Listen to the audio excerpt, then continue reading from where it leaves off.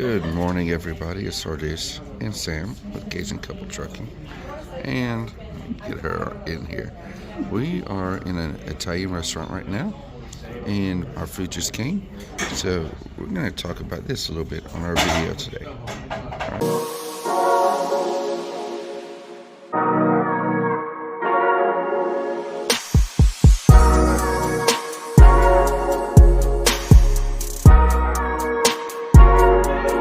Okay, we just finished eating. We're at Santorini's restaurant, which is right down from C&S here in, where are we at? What? Massachusetts for sure. I know we're in Massachusetts, but I'm trying to remember what city. I was going to say the door looks cute. Yeah, the door. And what's nice about this is about a half a mile down the road is the C&S facility. And we'll get what city we're in here in a little bit. But as you can see, there are 2 lanes of truck parking back here. We got here at 4 o'clock in the morning, and I needed to do my 10-hour. 4 o'clock in the morning, and there were 5 spaces left. And I mean, it's nice parking back here, specifically designed for 18-wheelers. And it's on our notes for Prime that we can park here. And when you ask where there's something close to park at, they tell you to come down here. Their guard shack tells you to come down here. So just wanted to show you the nice, large parking area. And I am empty, and yes, I'll show you my lock is on the trailer. Boom. There we go. And this lock's been through a lot. I've caught a couple people trying to break that lock, so and cut it. So let me climb back up in the truck, and we'll finish our video, and then we're gonna hit the road and go pick up our next load. All right, see you in a minute. Okay, everybody. My mic's set up. I'm in the truck. I'm comfortable. We are in Westfield, Massachusetts, the C&S in Westfield, and the wife had to step back out. She wanted to do something. She said, "Just finish it with me." So that's what I'm doing. It's not very often we get a good quality restaurant that we can eat at. And this, it was perfect. We were exhausted because when we stopped at the Piston Terminal, we stopped. We had stopped a couple of times to wash, with the idea we're going to wake up early and wash. We didn't wake up early. So we said, before we go to sleep, we're going to wash. We got there at about 2:30. We got back out to the truck at about 4:30 and went to sleep. And then this guy comes and starts blowing his horn. And he comes and he beats on my door. He actually put a small dent in my door. I'm still debating on calling because I have video of him walking up to my truck. And I have his truck number and letting leasing know so that he can pay for that door. So my tires were turned to the left, and he was yelling at me that I was blocking his trailer, which is the trailer next to me. So I get up. I got dressed, and very minimal. And I started my truck, removed just the curtains on my side, and I started to pull up. Well, he shoves his bobtail in my way and just starts glaring at me. So I hit my air horn. He moved just barely out of the way, not even enough for me to go off to the right. So I pulled straight up, backed straight back, didn't, other than straightening my wheels before I moved my truck. I did not move over in my lane at all, in my parking spot at all, and nothing. All of a sudden, he could fit. The lanes were cocked this way, and he was driving this way to try to get to his trailer next to me. So, but after that, I could not get back to sleep. So, up until last night, I was going on more than 48 hours, which is 2 hours of sleep. But I do have I did get insomnia, bouts of insomnia. I was wide awake. I was very attentive. I was very detail oriented and had no problem getting to our drop. And when we got to our drop, when I dropped the paperwork, the security guard told me it's about a 2 hour wait for a door. I was about an hour and a half early, so I went ahead and backed into lot 7. Yes, lot 7. And parked my truck. We turned on a TV show.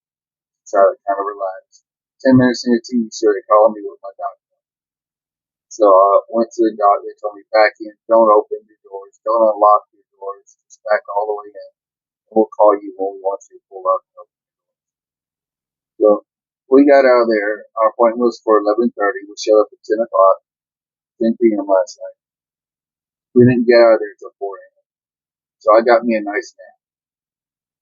But I hadn't completed my 10 and I had to start my clock. I wanted a full 10 before I headed out. And their policy at this is you have 30 minutes from the time they call you and tell you that your paperwork's in the trailer to get off their property. So we came here. And I'm glad we did because that chicken marsala was good. Here comes the wife back. So what we're going to cover today is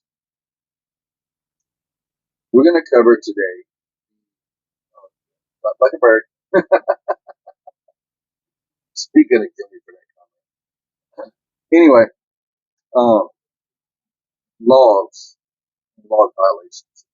Number one cause for log violations in the system is driving over your 11 or 14.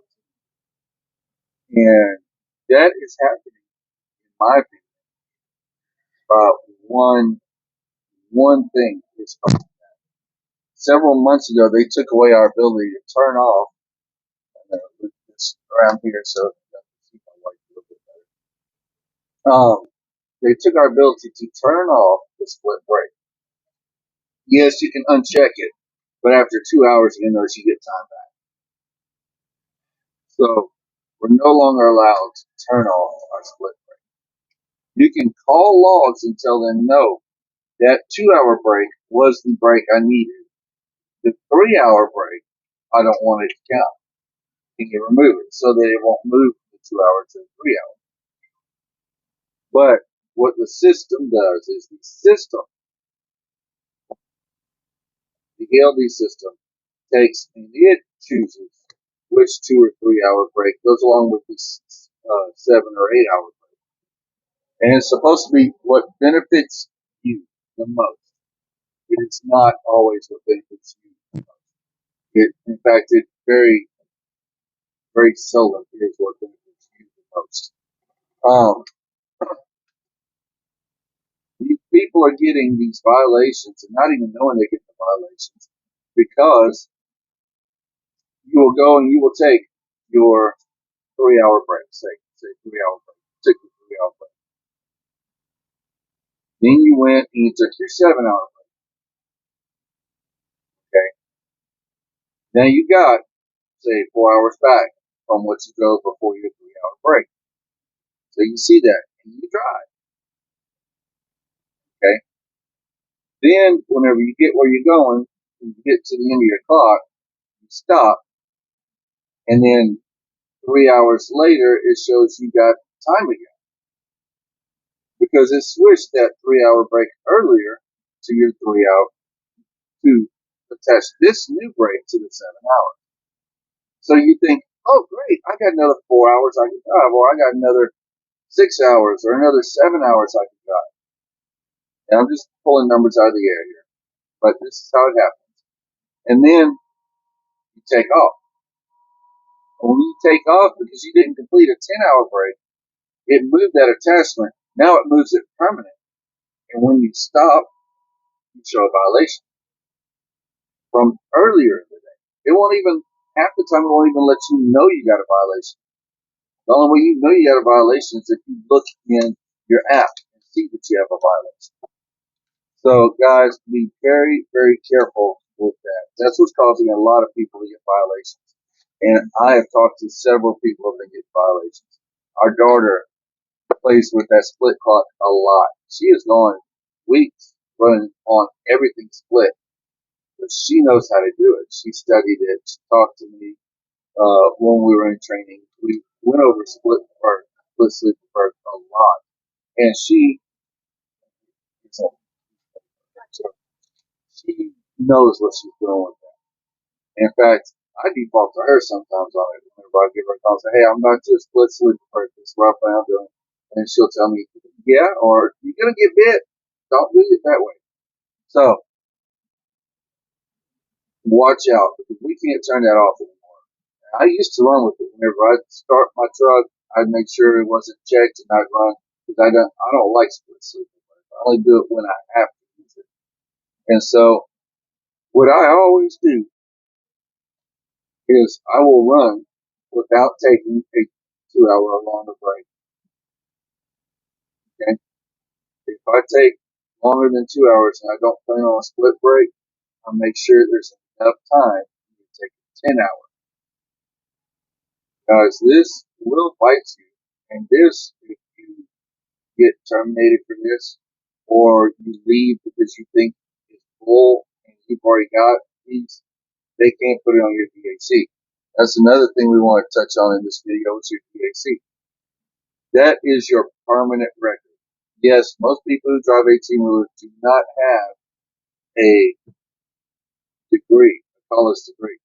Now, people know that when you get a college degree, that permanent record is a real thing. This is a record that businesses put things on. Wow, I'm just now getting my direct deposit notification. That businesses put stuff on that all these other businesses connected to them in the same realm can pull information from. And so they can look at, say you're a stockbroker, you have a license number, and they attach it to that. Well, us as CDL holders, we have a CDL license number, and it attaches to that.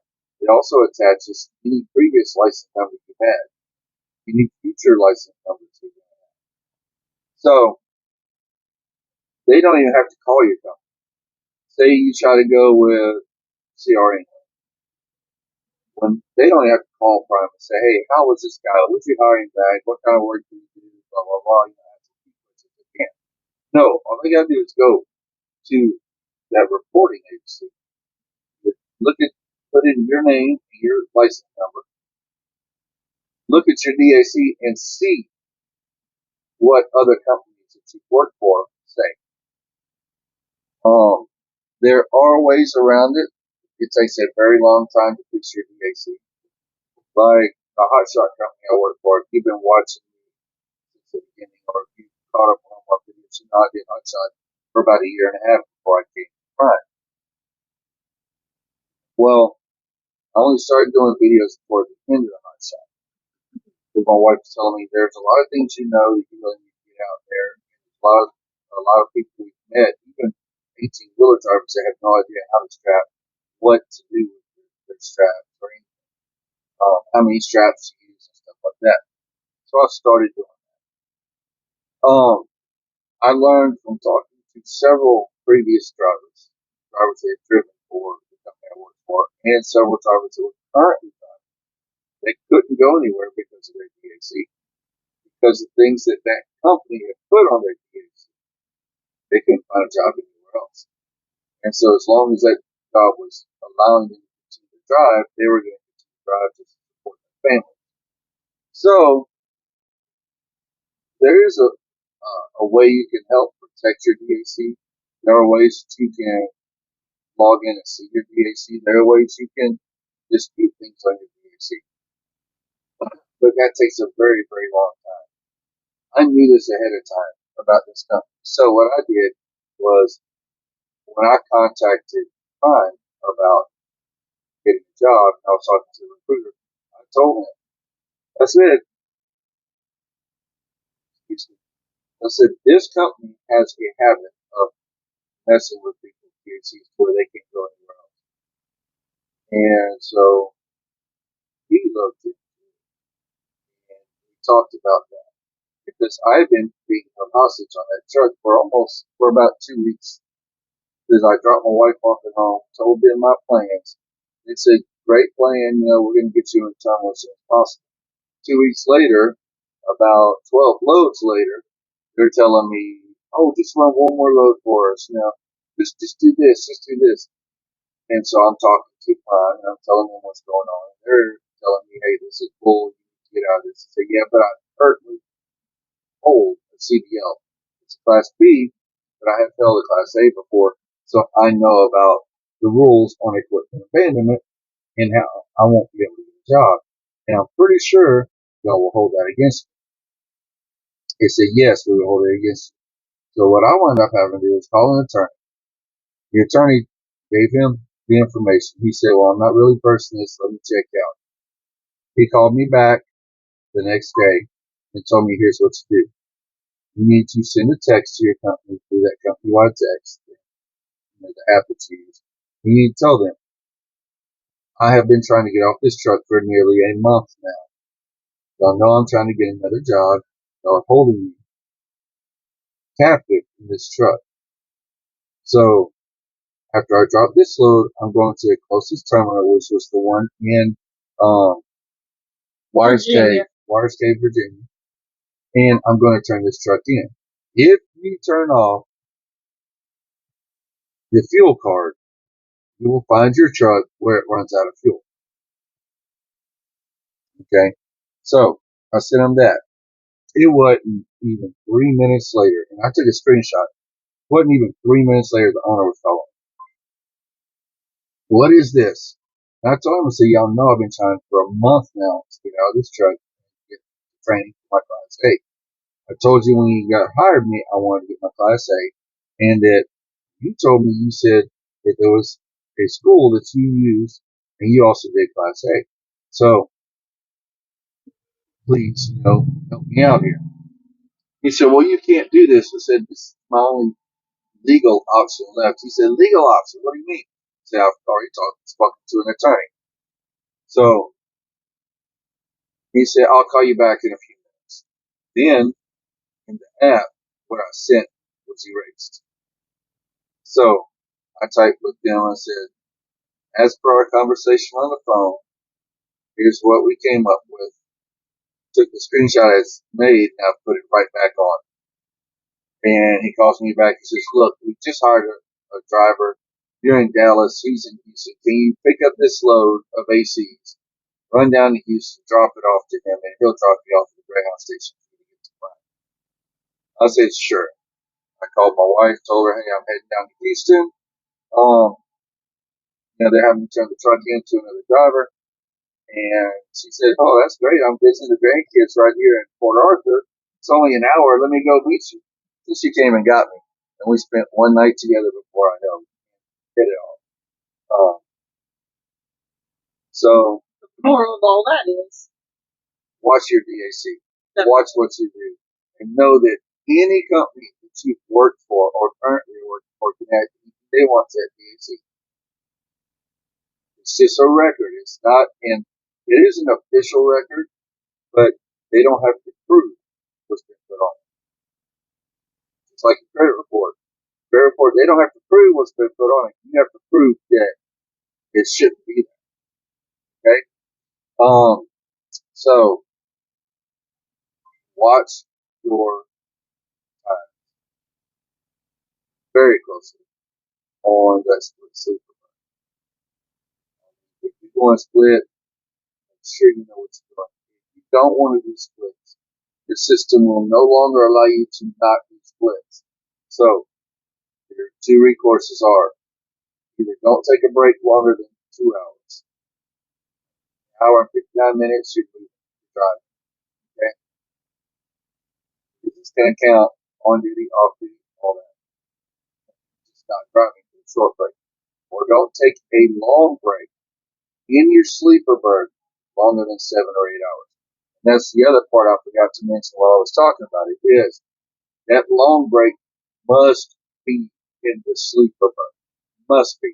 Can't be anywhere else. If you take 2 hours in off duty because you went inside and got a shower, then you do 6 hours in sleeper break, that will not count for your split. So if you have no time on your clock or didn't get back time on your clock after your long break, then that's true. You did not get any time back. Okay? And you driving is not going to give you time back. Some of this can be fixed by law. Some of this you have to call law to get it fixed. And I would advise that if you're doing a sleeper break, you don't know. You're doing a split break. If you don't know what you're doing, as a matter of fact, you're not 100% positive. You've never messed up split sleeper break before. Call laws. They're trained to help you. They're part of your support team. They're part of that team. You pay that 28% to your lease driver, or that, prime pays if you're a company driver to take care of that. They're there to advise you. They're there to help you. They're there to move your logs around to help you. They can't touch the drive line just like you can't touch the drive line. They can't do anything you can't do to your log. Okay? That's just a matter of fact. They can't do anything that you can't do to your log. It's just they can do it quicker, more efficient, because they're not having to change everything single line by single line. They can highlight several lines and change it all. So, you got anything to add to any of that, babe? Not really. Okay. Well, after that, then we're going to go ahead and cut it off and say goodbye. So y'all have a great day. And as always, keep your shiny side up, your rubber side down, and your mirrors between the ditches. And we'll catch you on the flip side.